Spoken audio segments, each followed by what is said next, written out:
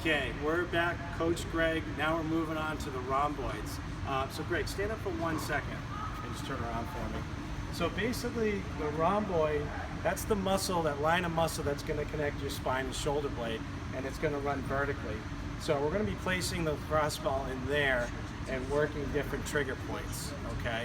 We're going to do some tacking. So basically, once we get the lacrosse ball in position, Greg will lay down on the mat on the floor, and then he's going to be working some arm reaching, okay? And we're going to use the movement of the shoulder joint to make an impact on the tissue, okay? So come on down and lay down for me, Greg. So the ball itself, we're just going to position underneath, in between the shoulder blade and spine. So just sit up for 1 sec, Greg, so we can show them how to place that. So I'm just going to find a soft spot, and Kim, you can come around here a little bit so they can see. So I'm just kind of probing for a soft, tight trigger point to get in there and soften up with the ball. So Greg's going to go ahead and lay back. Good. First thing he's going to do is he's just going to wiggle a little bit until he dials in on a trigger point. You'll know what a trigger point feels like. It's just the spot that's going to stand out and be moderately uncomfortable. We want to make sure the neck position is where it should be. If the chin points too straight up towards the ceiling, you can use a towel or pillow to slide underneath until you get more of a straight neck position. So that's a little bit better. Okay. From there, we're going to do 2 patterns of reaches. The first one is straight overhead. So Greg's going to take his left arm and reach straight overhead.